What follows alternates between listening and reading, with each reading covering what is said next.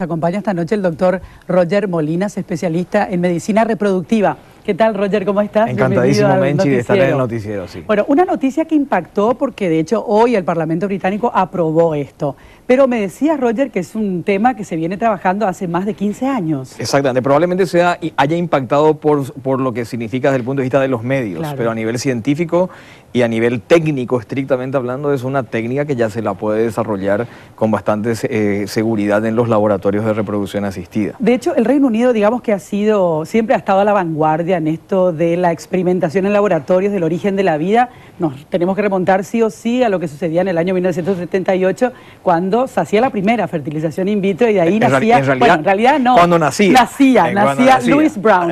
Louise Brown, que fue la primera persona que nace a través de una fertilización in vitro. Ella tiene ahora 36 años, ya tuvo un bebé que tiene 9 años y nació de forma natural. Pero, ¿por qué en Inglaterra? ¿Cuál es el motivo por el cual los científicos en el Reino Unido se decidieron a estudiar esta posibilidad de modificar genéticamente o de aportar el ADN de 3 personas? ¿Para qué, Roger? En realidad, para explicar lo que se está discutiendo ahora en día, uno tiene que entender primero cómo funciona la fertilización in vitro. Dale. Una fertilización in vitro, sin entrar a detallar por el tema del tiempo, de cuándo está indicada o cuándo no está indicada, básicamente consiste que en una primera fase se estimula a los ovarios de la mujer para que estos desarrollen múltiple cantidad de folículos. Los folículos son unas estructuras como unos globitos de agua que están dentro del ovario y en cuyo interior se encuentra el óvulo. Cuando nosotros hacemos una ecografía, nosotros podemos ver el ovario, podemos ver los folículos, pero no podemos ver los óvulos porque estos son microscópicos. En una segunda fase, cuando la mujer está a punto de, cuando estos folículos están maduros y por lo tanto se asume que el óvulo que está adentro también está maduro, se pasa a la segunda fase. Se llama punción folicular. Es un procedimiento que se realiza en el quirófano. El quirófano está al lado del laboratorio. Esto no es cualquier quirófano, es un laboratorio y un quirófano de un centro de reproducción asistida. Y ahí se aspira a través de una simple ecografía. Se hace una ecografía y al ecógrafo, al transductor vaginal, se le acopla una aguja y con esa aguja se va pinchando el ovario a nivel de los folículos. Y se van aspirando el líquido y ese líquido se le pasa al laboratorio que está al lado. Y los biólogos que trabajan en el laboratorio nos van diciendo si hay o no hay óvulos en ese folículo. Generalmente uno recupera alrededor del 70%, es decir, si pinchamos 10 folículos vamos a tener 7 óvulos. No todos los óvulos tienen igual nivel de madurez, algunos son inmaduros, otros son maduros, otros son posmaduros. Una vez obtenidos los óvulos, se fertilizan con el semen, ya sea de la pareja o de un donante. Para obtener los embriones. Y los embriones obtenidos son los que se ponen en condiciones estrictamente controladas en el laboratorio, donde se controla todo, humedad, temperatura, concentración de gases, pH, etc. Muy estricto es el control en el macro y en el microambiente para ver cómo se desarrollan esos embriones. Y finalmente pasamos a la cuarta y última fase, que una vez que hayan pasado 3 a 5 días de desarrollo embrionario, se seleccionan los mejores embriones y esos embriones se transfieren al útero de la mujer. Y con eso termina el procedimiento. 15 días después sabemos si está embarazada o no está embarazada. Si sobran embriones, ¿qué hacemos con los embriones? Los congelamos para poder utilizarlos en un segundo tratamiento. Ahora, ¿qué es lo que ocurre con esta nueva técnica? En realidad, antes de esta técnica, ya muchos años después de la fertilización in vitro convencional, en Bruselas, Bélgica, se inventa una nueva técnica que se llama ICSI, en contraposición con el FIP, que es la fertilización in vitro convencional. En la in vitro convencional, en la tercera fase, en la fertilización, lo que se hace es se coloca sobre cada óvulo obtenido alrededor de 50 a 100.000 espermatozoides. Y son los espermatozoides los que espontáneamente van a penetrarle al óvulo, con lo cual todavía no se garantiza la fertilización. Recién cuando haya el intercambio del material genético vamos a hablar de que hay un embrión. Sin embargo, hay veces que los varones tienen o muy poca cantidad o muy mala calidad de espermatozoides. Entonces, esa técnica no resuelve el problema. Y lo que se tenía que hacer en ese entonces era recurrir necesariamente a la donación de semen. Sin embargo, con la técnica desarrollada en Bruselas, con el ICSI, lo que se hace es se le pela al óvulo de las células que lo rodean, se le deja completamente desnudo. Se lo sujeta con una micropipeta y con otra micropipeta se selecciona un espermatozoide. Y ese espermatozoide seleccionado, no 100.000 como en el caso anterior, se inyecta dentro del citoplasma de la cédula, asegurando la unión, pero no la fertilización. Por eso es que, estrictamente hablando, el embrión no es el resultado de la unión del óvulo con el espermatozoide, es del intercambio genético entre ambos. Bueno, y ahora llegamos a esto. Entonces de ahí tenemos dos fuentes genéticas, digamos, la madre y el padre, ¿verdad?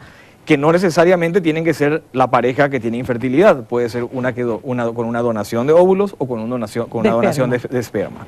Ahora lo que ocurre es que existen trastornos que se llaman microsomales, mitocondriales, que afectan aproximadamente 650 recién nacidos, a uno de cada 650 recién nacidos vivos.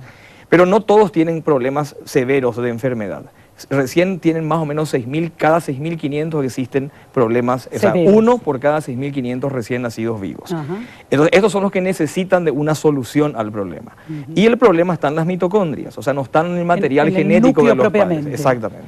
Entonces, sí, y eso uno se da cuenta generalmente, muchas veces, lastimosamente, después de haber tenido un recién nacido con estas características y con esta patología. Claro, estamos hablando de patologías que tienen que ver con trastornos cardíacos, con trastornos nerviosos, con trastornos musculares, con trastornos degenerativos en general. Son un sinnúmero de patologías, algunas de ellas muy graves y que pueden causar la muerte, ¿verdad? Lo que porque nuestro tiempo es escaso, Roger, y sería bueno que la gente pueda entender de alguna manera bastante gráfica qué es lo que sucede con ese óvulo de la mujer que tiene mitocondrias enfermas, pero el núcleo...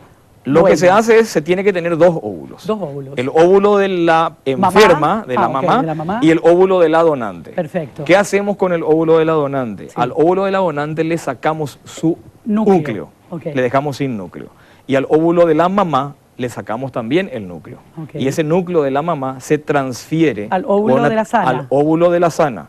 Entonces, en realidad, el material genético, casi en un 100%, es de la mamá. Lo que se usa de la donante es simplemente el cascarón, la fuente de energía. ¿Cuál es el porcentaje de ADN de ese cascarón, digamos? De ese cascarón es alrededor del 0,1%. O sea que la mamá contribuye. El papá contribuye en un 50%, la mamá contribuye en un 49,99% y este cascarón contribuye en un 0,1%. Esto se puede hacer con el óvulo antes de ser fertilizado, pero también se lo puede hacer ya después de haber fertilizado. O sea, nosotros podemos fertilizar el óvulo de la donante y poder fertilizar el óvulo de la madre.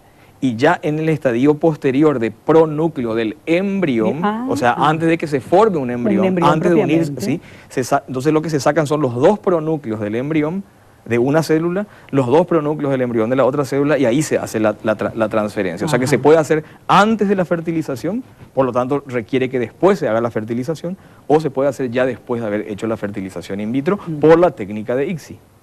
Bueno, en Paraguay ya se hacen fertilizaciones in vitro hace La técnica, un buen creo que tiempo. en Paraguay se habrá introducido la técnica hace 15, 20 años por lo menos. Ya tenemos varios bebés que han nacido gracias a la fertilización in vitro. En el mundo hay casi 10 millones. O sea, hay más habitantes en el mundo nacidos por in vitro que los que vivimos en Paraguay. Mirá vos. Sí. ¿Y cuán lejos estamos de esta técnica? Técnicamente es muy sencilla. ¿Sí? O sea, técnicamente no hay mucho secreto. O sea, eso lo podría responder mejor un biólogo con más propiedad, digamos, pero el principio es bastante simple. El principio es bastante simple y los resultados se han mostrado muy prometedores en términos de calidad del embrión, de los embriones obtenidos y de los recién nacidos, que tengo entendido, los reportados hasta el momento son solamente en primates, no todavía en humanos.